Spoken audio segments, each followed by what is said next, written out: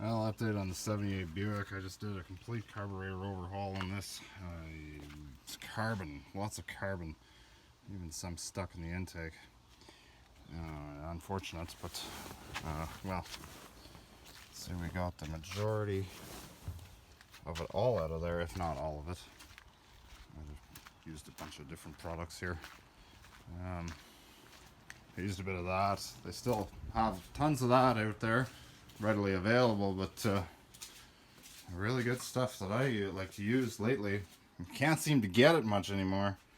This stuff, combustion chamber cleaner, it works really well. If I could just find the keys. The float chamber is dry. I'm going to well, the fuel pump will take care of that here in a second. So nice hot day like today, it'll pump. We'll see if it'll go, see if it'll run any better. Okay, let's prime it. It's too hot in here.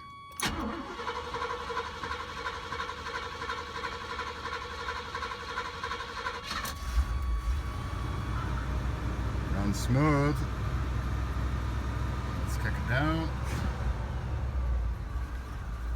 Still laboring.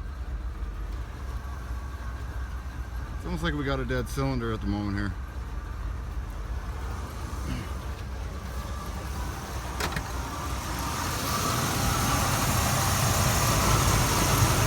Might very well have a dead cylinder. I'll pull number one spark plug and see what we got. Or distributor brush button is wore down. So are the terminals. Towers look okay. There's nothing cracked, but it is worn. And got some ozone dust, whatever the old timers call that. But I'm starting to wonder, looking at Delco Remy in the top corner there, I'm starting to wonder if this might be the original cap and rotor, or if it wasn't replaced in, I don't know, sometime in the 80s when they had that kind of a logo signature on the cap and rotor. But anyway, so now we got new Delco cap and rotor. I didn't do wires. I checked the wires over. They look okay, but we'll tell after all this is said and done. Once I get the carburetor back on and a new EGR valve on there, we'll try it out. This is a new cap, nice and clean. I have to transfer my coil, which I probably could have replaced, put it on brand new. So I'll go ahead and switch everything over and wait for our EGR valve. So upon further gathering of evidence, I found that this ground strap is actually very corroded. I've never seen one get this bad before. I mean, it's not the end of the world, right? We can clean that up. This vehicle did sit in semi-protected shelter. It was out of the elements, rain, snow, whatever, wind and everything else, but it wasn't in a climate-controlled garage by any means. So, you know, I guess technically it would have been exposed to moisture, you know, just from the air. So maybe that has something to do with it. And there's our brush. But anyway, so we got a new one of those. I believe it came in this box. But yes, it did. We got a new one of those. And looking at this cap, there doesn't seem to be any carbon tracking, so no sign of leaks or burn through. You can tell though that that cap is in the terminals are in tough shape.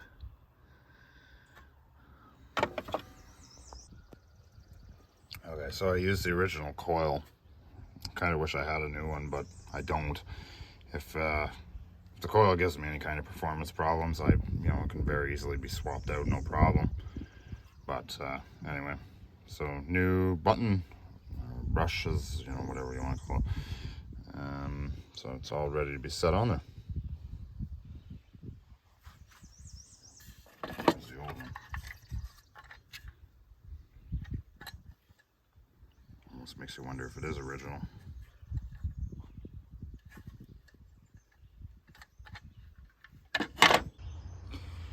Now here is the very last of the EGR exhaust gas recirculator valve, genuine GM part.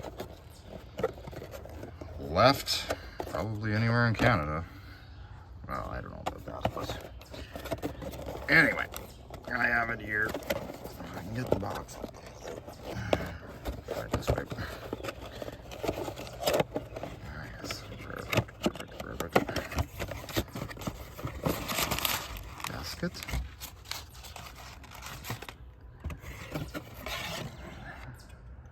Look at that, it looks pretty well identical to the old one.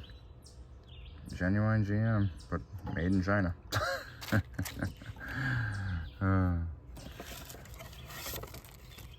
And the gasket, so this would be the gold line, I'm sure. Professional. Component made in China, mainland, Mexico. Let's talk about confusing. All right, got this EGR valve in there.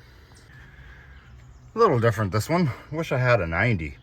The old one was actually coming straight out, which would have been handy, but now it's like I gotta twist the vacuum hose a little bit. But I think I'll try and find a 90 or an elbow.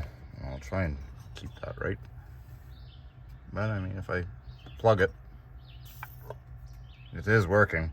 The diaphragm let go on the other one, which rendered it inoperable. Okay, well, I'm still trying to get this thing tuned as best I can. So the next part that I've been kind of dealing with here is the idle mixture screws. I have them all the way in, leaning it totally out. Actually, they're totally at the base, which means the fuel is completely shut off from the carburetor. Fuel will still enter in through the bowl, but with the idle mixture screws, it's not gonna idle.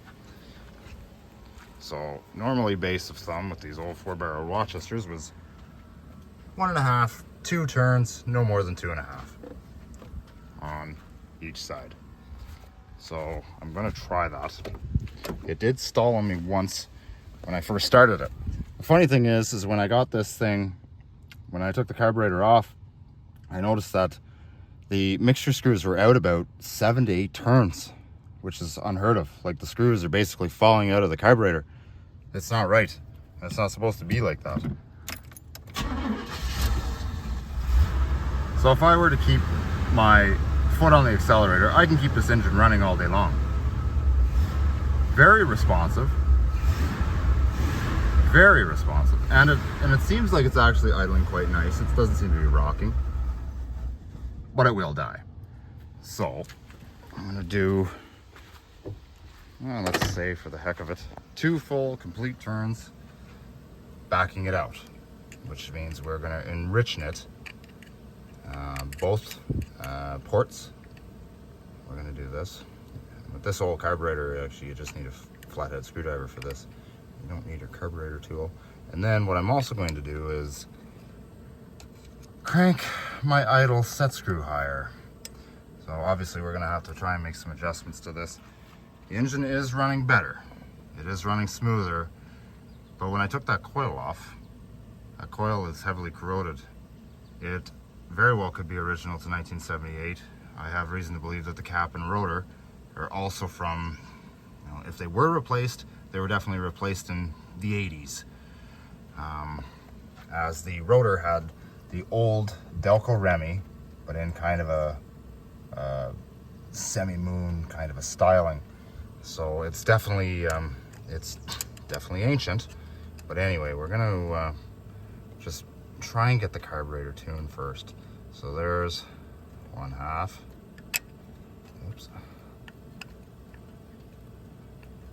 There is 1 full.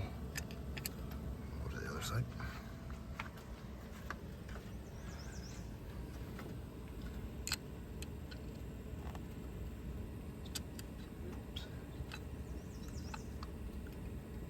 Half.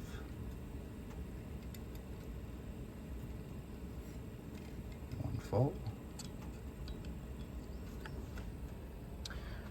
And just for the sake of it, I'm gonna try this. I'm gonna start it. And what I might do is I might just give it a little bit of assistance on its own so that I don't have to keep it running. I'm just gonna set this up a little higher. Maybe just a quarter of a turn. It shouldn't really, by rights, be that high, but like I say, we're trying to tune this thing. It can always come back down later. Okay. Let's see what we got.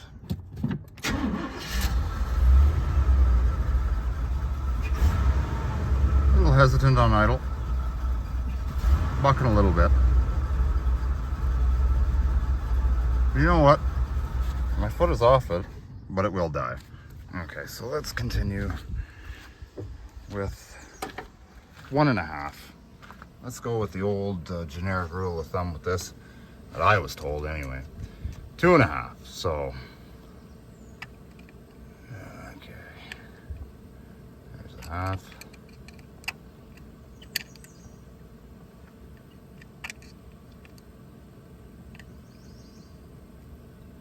There's a full.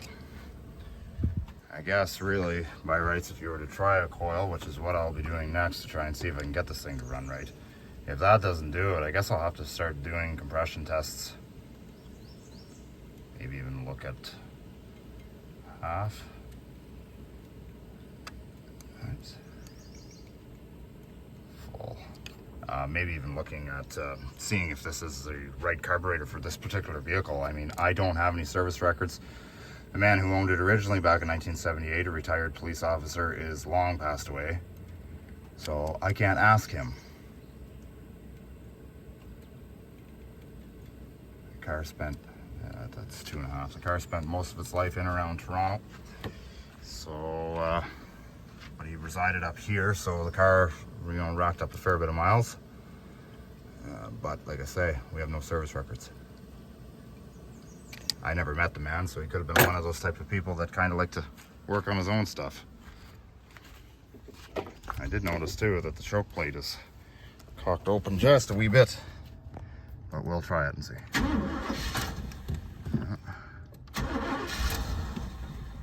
Come on.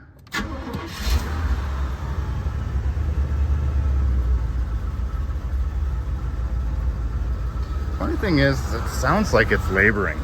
Like the ignition just isn't 100%.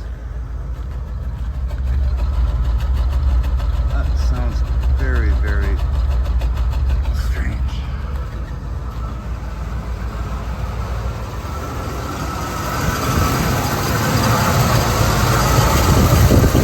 Let's go another half. See if it does anything.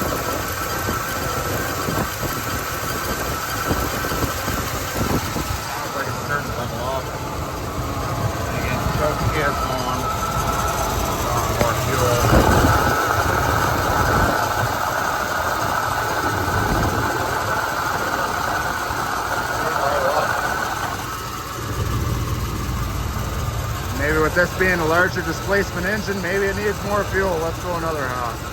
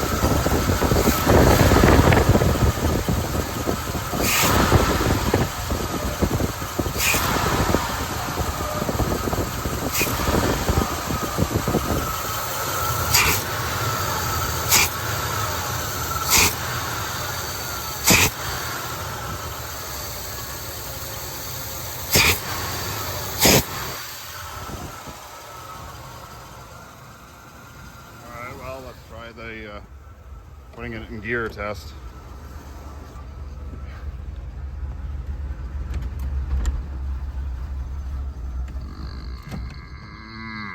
God damn it. See, it shouldn't fall flat on its face like that. It's a hot day. There's no need for it to stall.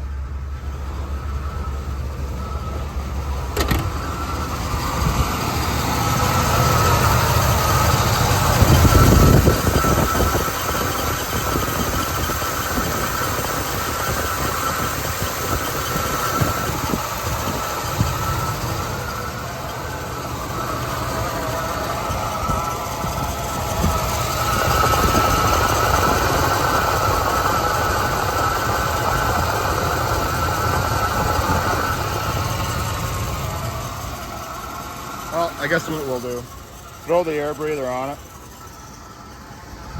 You can always maybe put a new coil in it, just for the sake of it. They're not very much money.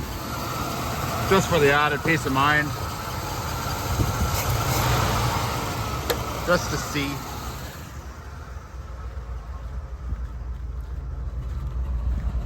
Just by the sound of that.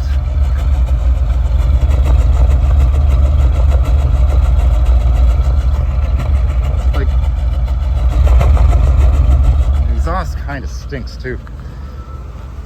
Hard to say. We'll take it for a drive and see. And maybe once the air breather's back on there too, it might not stall as often. With the air breather off, it's leaning itself out just on its own anyway. So maybe we'll try that next and take it out for a highway drive, see what happens here.